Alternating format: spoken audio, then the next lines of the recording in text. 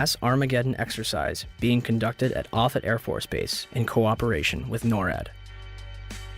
Originally scheduled to take place in late October, Global Guardian was moved to September. The exercise is reportedly canceled after the second Twin Tower is hit. 3 E-4B Doomsday planes remain airborne. Two government sources familiar with the incident tell CNN it was a military aircraft, but say the details are classified. This comparison of the CNN video and an official Air Force photo suggests the mystery plane is among the military's most sensitive aircraft, an Air Force E-4B. The E-4B is a state-of-the-art flying command post, built and equipped for one reason: to keep the government running no matter what, even in the event of a nuclear war. Ask the Pentagon, and it insists this is not a military aircraft, and there is no mention of it in the official report of the 9/11 Commission. The Pentagon, the Secret Service, and the FAA all say they, at least for public consumption, have no explanation of the giant plane over the president's house, just as the smoke began to rise across the river at the Pentagon. Barksdale Air Force Base also participated in Global Guardian. Instead of returning directly to Washington, D.C., President Bush would fly to both Barksdale and Offutt Air Force Base before returning to the White House. Another drill, Northern Vigilance, moved fighter jets to Canada and Alaska to monitor a fleet of Russian MiGs on a training mission. Northern Vigilance also placed inputs onto military radar screens, also referred to as phantoms. Inputs are simulated errant aircraft, which appear real to those participating in the exercise. We fought many phantoms that day. 3 F-16s from Andrews Air Force Base, located 15 miles from the Pentagon, are flown 180 nautical miles away for a training mission in North Carolina. Fort Belvoir, an Army base 10 miles south of the Pentagon, is preparing for an exercise intended to test security in case of a terrorist attack. Employees in the Office of Emergency Management on the 23rd floor of World Trade Center Building 7 continue preparations for Tripod, a biological attack drill scheduled for September 12th. Finally, the National Reconnaissance Office in Virginia begins a drill at 8:45, conducted by a team from the CIA, in which a plane crashes into their building. Also, a number of war games were being conducted that have yet to be fully disclosed. Ask about the war games that were planned for 9/11. Commissioner Gorelick. Could you please be quiet? We have only a few minutes with General Myers. I'd like to ask a question. General Myers, I'm sorry. I would ask, please, people in the audience to be quiet if you want to stay here. Submitted some.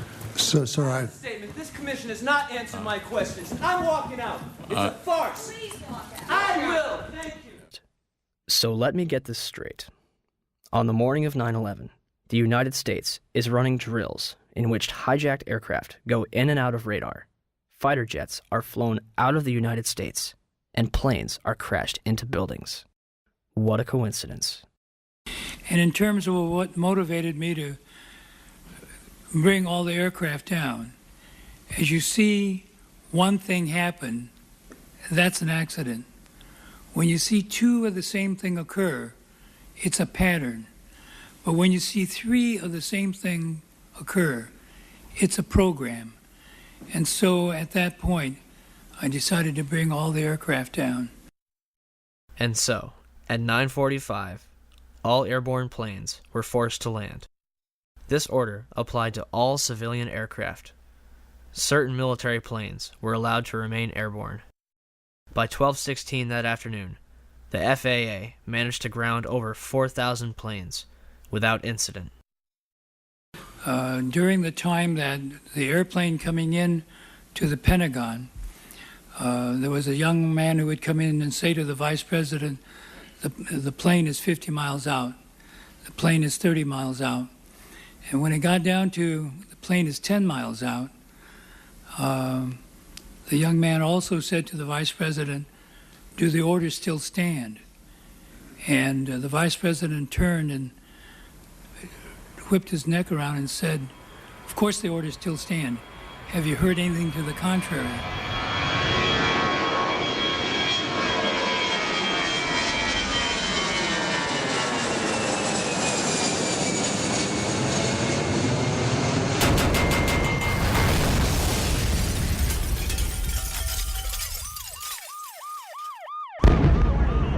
9:37, Arlington, Virginia. American Airlines Flight 77 allegedly crashes into the ground floor of the Pentagon. Pentagon authorities will deny that the building had anti-aircraft defense. The FBI arrives within minutes, and the site is declared a federal crime scene, becoming their exclusive responsibility. With the help of civilians, they comb the Pentagon lawn for debris, and within 24 hours, they had confiscated every known video of the attack. Pentagon officials initially denied that any of their cameras captured the event. However, on March 7, 2002, 5 images taken by a security camera from across the heliport are released. For years, these 5 frames were the only public footage of the Pentagon attack. This would change on October 14, 2004, when Scott Bingham would file a Freedom of Information Act lawsuit requesting videotapes that captured the impact of Flight 77. Special Agent Jacqueline McGuire of the FBI located a CD-ROM that contains copies of 2 time-lapse recordings made by security cameras, released on March 16, 2006. A video taken from a Citgo gas station, which is open only to Pentagon employees, released on September 15, 2006.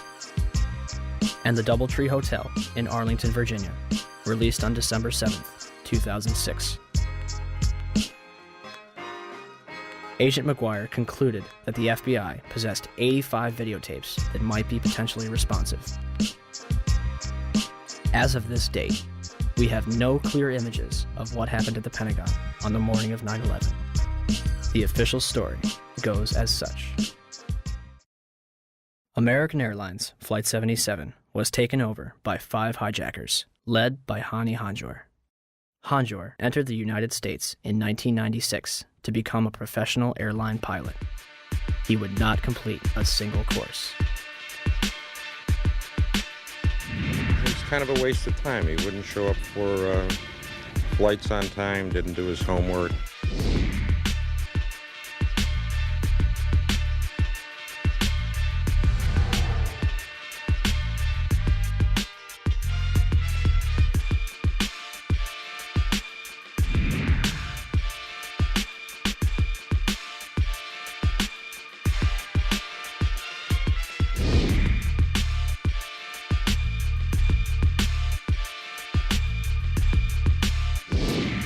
Average or below average piloting skills. English was very poor, uneventful from our perspective.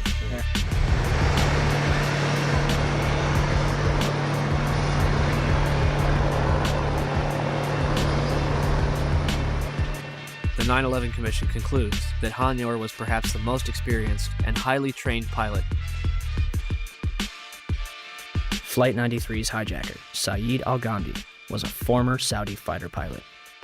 How could Hanjour be more experienced than him?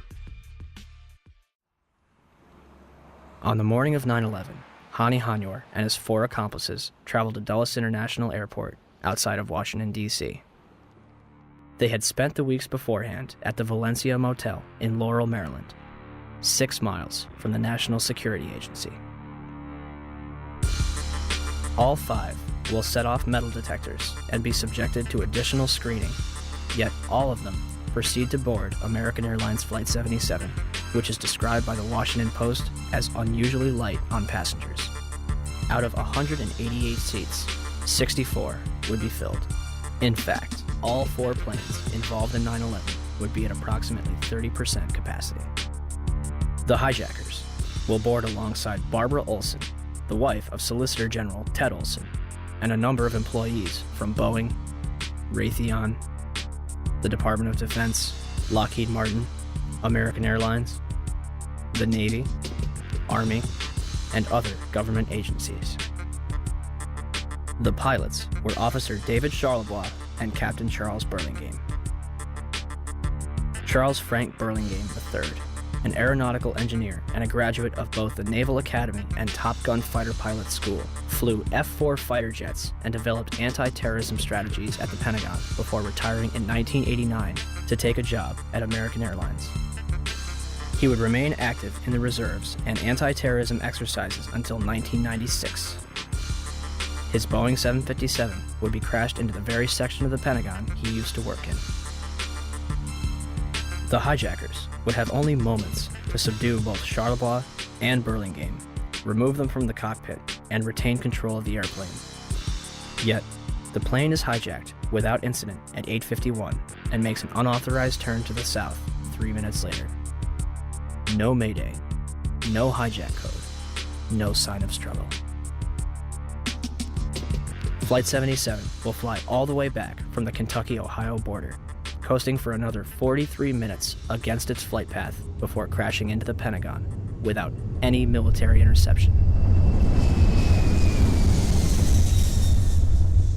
Had Hani Hanjour wanted to inflict maximum damage, all he had to do was continue his trajectory and nose down into the roof of the Pentagon. Instead, he begins a complicated 330-degree turn, dropping 7,000 feet and exposing himself for an additional 3 minutes while executing a maneuver described by experienced pilots as nearly impossible, requiring professional expertise. In essence, an amateur pilot considered a waste of resources by instructors who was unable to control a small Cessna in August 2001, executed this nearly impossible maneuver in a 757 with skilled precision a month later. Todd Lewis is working radar at Dulles Airport. One of my colleagues saw a target moving from the northwest to the southeast. And it was just a countdown, 10 miles west. And she notified the supervisor. 9 miles west. But nobody knew that was a commercial flight at the time. Nobody knew that was American 77. What did you think? It was a military flight of some kind? I thought it was a military flight. I thought that Langley had scrambled some fighters and... It was almost a sense of relief. This must be a fighter. Maybe one of them got up there. It was really moving fast. It was moving very fast, like a military aircraft might move at a low altitude. This must be one of our guys, sent in, scrambled to patrol our capital. The 757 will descend over Columbia Pike, flying adjacent to the Sheraton Hotel, Virginia Department of Transportation, Navy Annex, and fly past the Citgo gas station before crossing Washington Boulevard. 5 light poles are knocked out of the ground. One reportedly strikes a Washington, D.C. taxi driven by Lloyd England. Flight 77 manages to hit the only section that was reinforced to withstand a terrorist attack, including reinforced steel and blast-resistant Kevlar windows an 1.5 inches thick. The renovation, planning for which had begun in 1991, was only days away from completion. Had the plane struck anywhere else, the casualties and damage would have been far greater. An area that normally would have housed up to 5,000 occupants yielded 125 casualties. The Pentagon's outer wall had a hole approximately 20 feet in diameter on the first and second floor, and visible damage 90 feet across the first floor. I would say if it was 16 feet diameter, 20 feet tops, that's what would start me so curious. As I was trying to find something, there was no marks on the grass. Something never hit the ground. It didn't hit the heliport. I mean, it was a precision or awfully lucky hit. I mean, I don't know how it didn't bounce. I don't know how it hit directly in the side of the building without touching the ground, going as fast as it obviously